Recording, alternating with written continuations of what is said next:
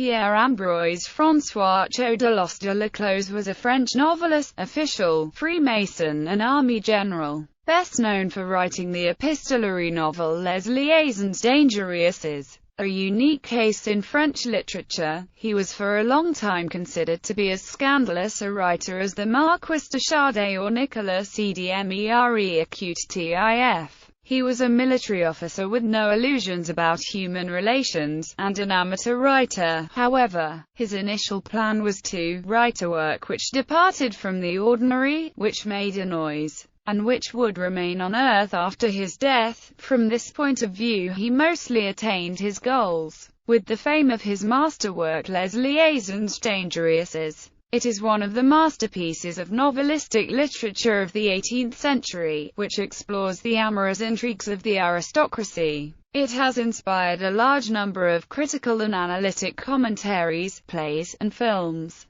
Biography. Laclos was born in Amiens into a bourgeois family, and in 1760 was sent to the École Royale d'Artillerie de la Fère, ancestor of the École Polytechnique. As a young lieutenant, he briefly served in a garrison at La Rochelle until the end of the 7 Years' War. Later he was assigned to Strasbourg, Grenoble and Besançon. In 1763, Laclos became Freemason in l'Union military lodge in Toul. Despite being promoted to captain, Laclos grew increasingly bored with his artillery garrison duties and the company of the soldiers, and began to devote his free time to writing. His first works, several light poems, were published in the Almanach des Muses. Later he wrote an opéra comique, Ernestine, inspired by a novel by Marie-Jeanne Riccoboni. Its premiere on 19 July 1777, in the presence of Queen Marie Antoinette,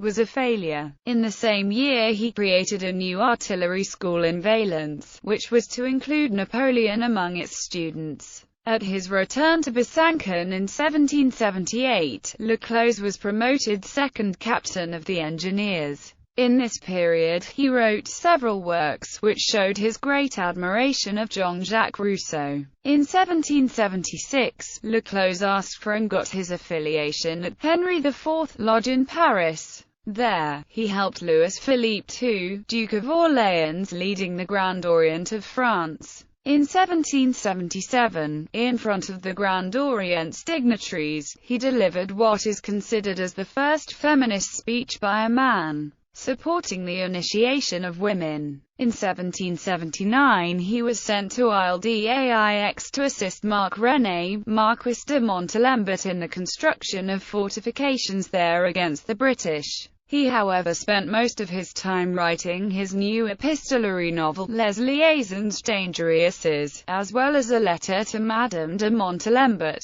When he asked for and was granted 6 months of vacation, he spent the time in Paris writing. Les Liaisons Dangereuses was published by Durand Nouveau in 4 volumes on 23 March 1782, turning into a widespread success. Laclos was immediately ordered to return to his garrison in Brittany. In 1783 he was sent to La Rochelle to collaborate in the construction of the new arsenal. Here he met Marie Solange Duperrey, 18 years his junior, whom he would marry in 1786. The following year he began a project of numbering Paris's streets.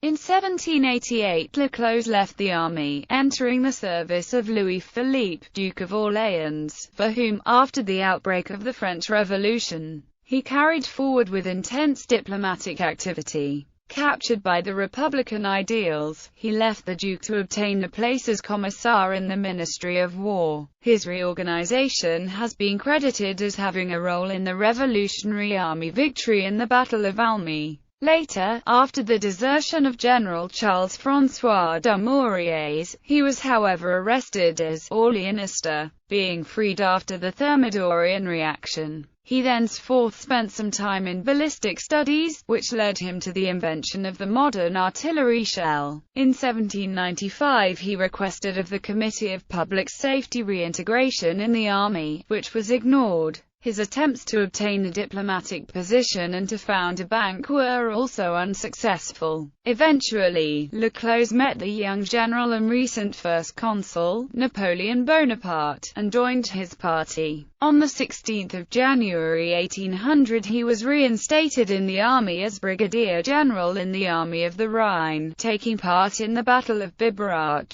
Made commander-in-chief of reserve artillery in Italy, Laclos died shortly afterward in the former convent of St. Francis of Assisi at Taranto, probably of dysentery and malaria. He was buried in the fort still bearing his name in the Isola di San Paolo near the city, built under his direction. Following the restoration of the House of Bourbon in southern Italy, his burial tomb was destroyed. It is believed that his bones were tossed into the sea. Bibliography: Ernestine. Les liaisons dangereuses. Des femmes et de leur éducation. Instructions aux assemblées de bailliage. Journal des aimes de la Constitution, de la guerre et de la paix.